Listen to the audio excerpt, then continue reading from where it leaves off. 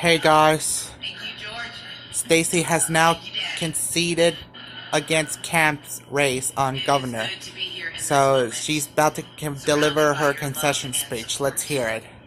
And let me begin by offering congratulations to Governor. Brian Camp.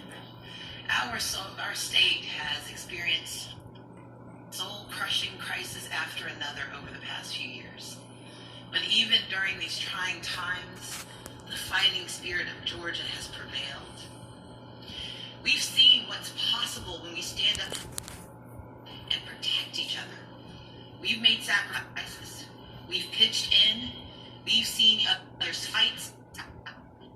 And we've done things we never thought. It is in the spirit of that endurance and that persistence that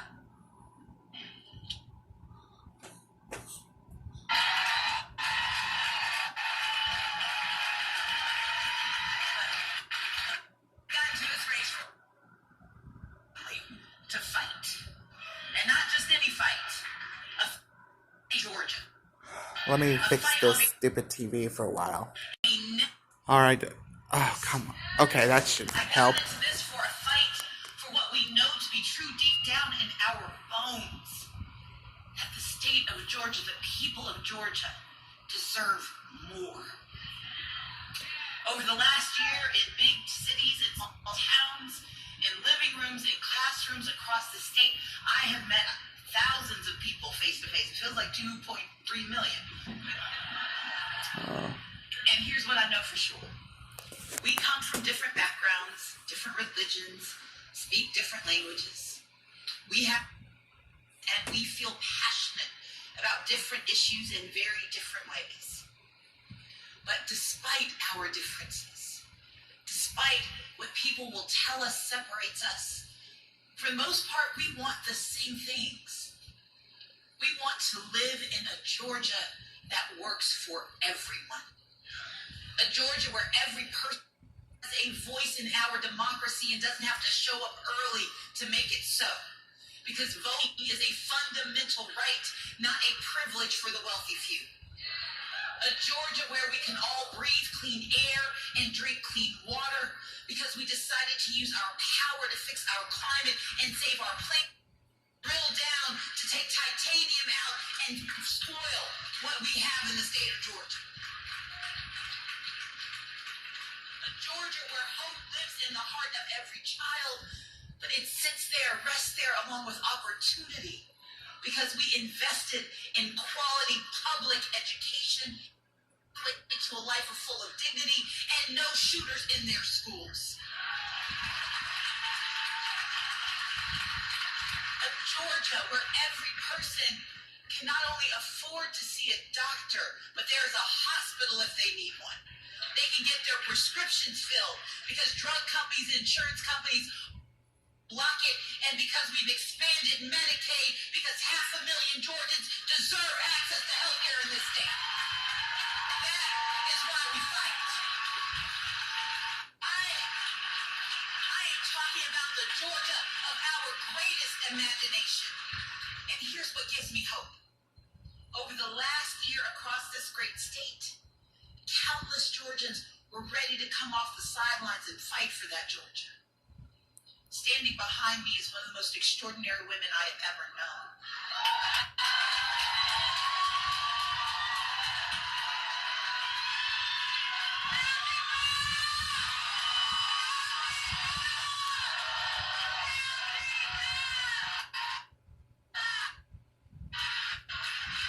So, From the moment I got into politics, I have always promised to level with the people of Georgia. And I am here to tell you that what we have architected in this state does not end today. And this woman is one of the reasons why. Lauren Gorwargo is our champion. She is our friend. And she deserves our praise and our thanks. Because this is the Georgia she's helping us build. yeah.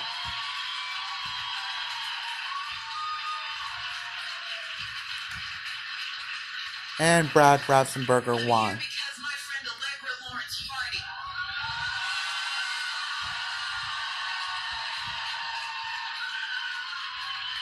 is one of the fiercest fiercest attorneys you will ever meet. She has poured her heart and her soul and her time and her treasure to defending our rights and our democracy, and she will never be demeaned for doing for us what we can't do on our own. Thank you, and I will work hard.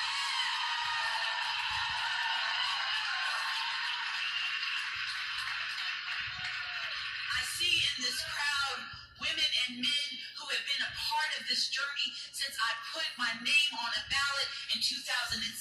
And while I may not have crossed the finish line, that does not mean we will ever stop running for a better Georgia. Yeah, Stacey. We will never stop running for the truth that we know to be true, for the people we know need to see us, for the ones who don't know they deserve to stand, let alone run. You've been listening to Stacey Abrams concede the governor's race. Alright, let me see if I can find another one.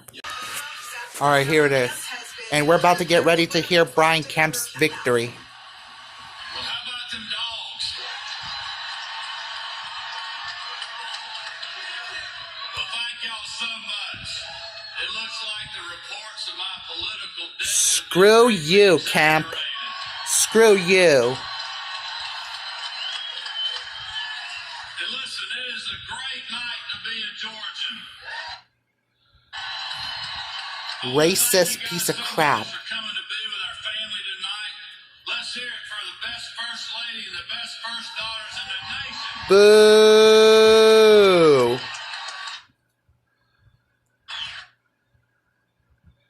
Alright, let me see if I can fix this stupid TV. Alright, got it. People to thank, many who are with us tonight. Thank you guys. But first and foremost, thank you to the Team Kemp volunteers who put up yard signs, made phone calls. At least Raphael Warnock is still going. Hopefully Stacey will run again next year. Thank you so much.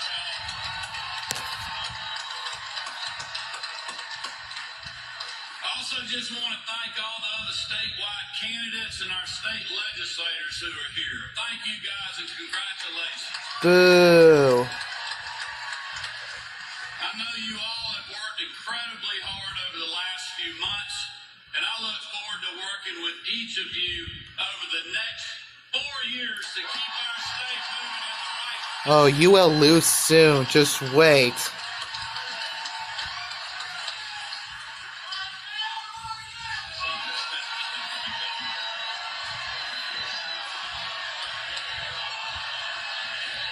Piece of crap, you piece of fraud you are. You're the worst governor. And all the hard-working Georgians across the state who came out to our bus stops, our rallies, our meet and greets, those who helped Lucy fill up our diesel fuel can. You remember at the bus stop when Lucy was holding the diesel fuel can, and we told you at those stops all across this state, we got all the money we need. It's just in your pocket. And I appreciate y'all supporting the girls with your contributions, but also just appreciate the strong grassroots supporters that we've had literally from Claxton to Calhoun. And finally, I just want to thank the campaign staff and our official staff for all the wood that they have chopped over the last several months.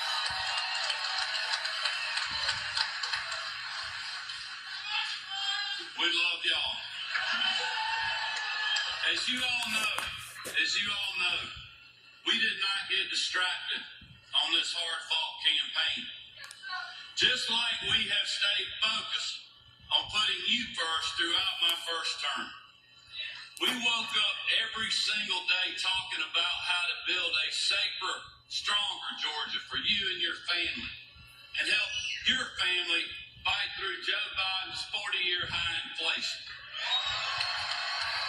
Oh, you will never beat my dad. And we did that by focusing on common sense solutions to put more of your hard-earned tax dollars back in your pocket, like passing the largest state income tax cut in history, returning returning over $1 billion back to you, the taxpayers, and suspending the gas tax in this state since March.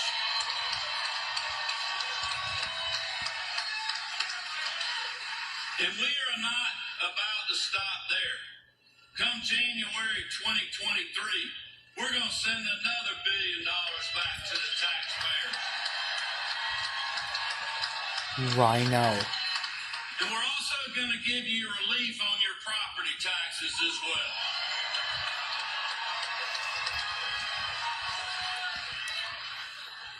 But we also focused on how resilient Georgia's economy has been despite the disaster we're seeing in Washington, D.C. and across the country thanks to Joe Biden. But in Georgia,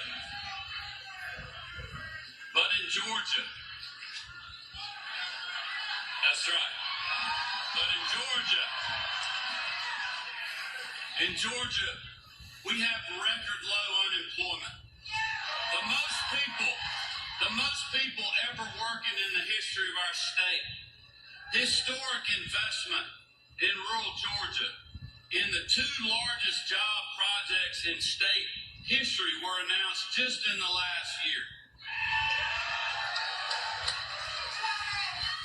But this campaign was also about keeping you and your family safe, and by backing our men and women in law enforcement.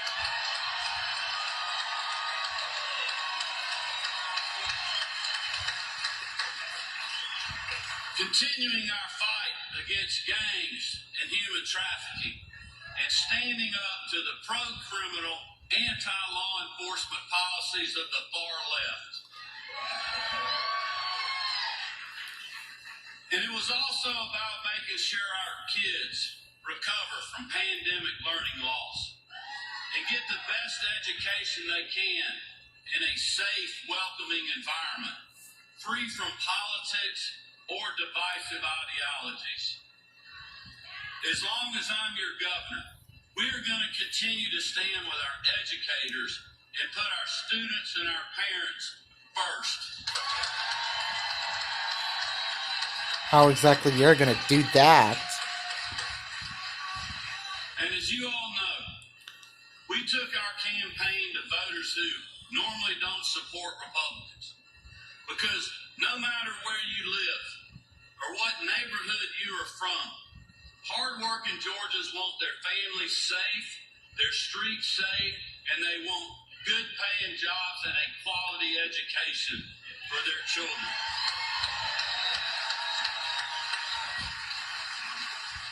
Our message to voters was about making sure they had the opportunity to achieve the American dream right here in the Peach State, no matter their zip code. Each day of this race, we talked about how Marty, the girls, and I think we live in the best state in the country to live, work, and raise our families.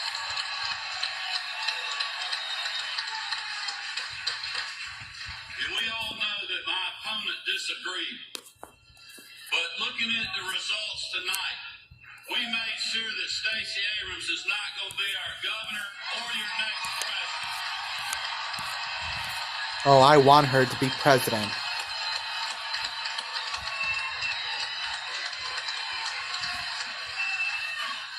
Fraud, you are, Kim. And hard-working Georgians all across our state know these last 4 years have not been easy.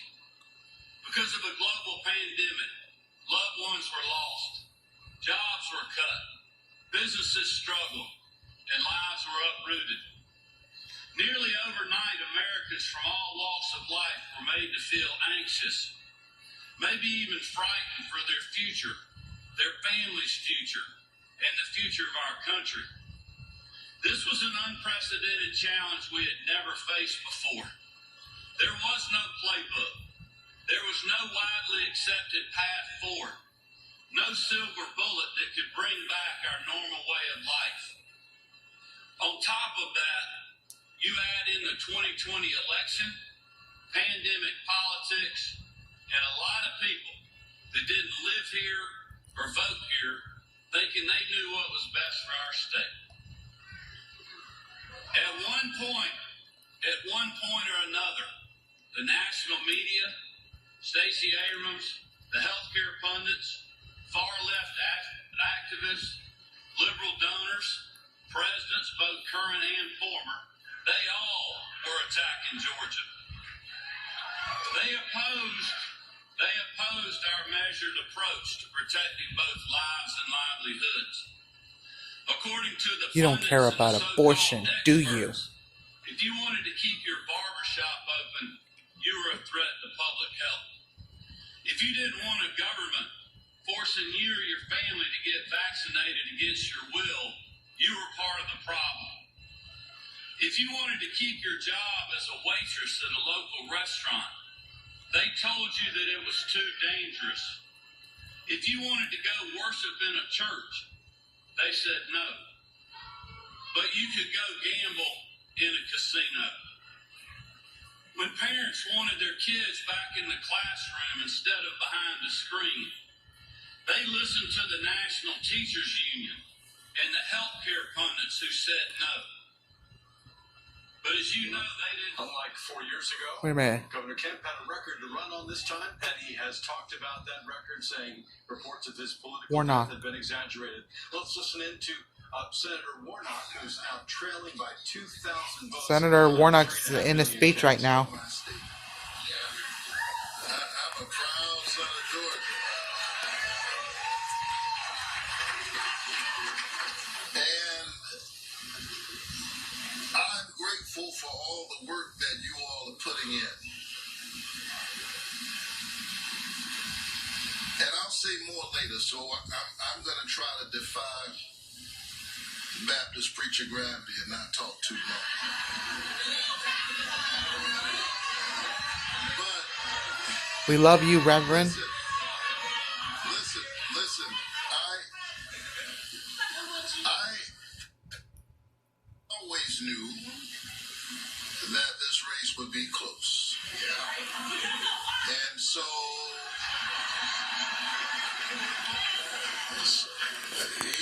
that's where we are. So y'all just hang in My there. God. I'm feeling good. So you're conceding as well? I feel good.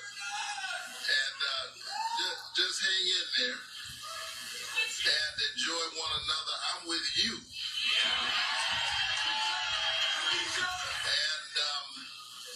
And we know how much is at stake in this election.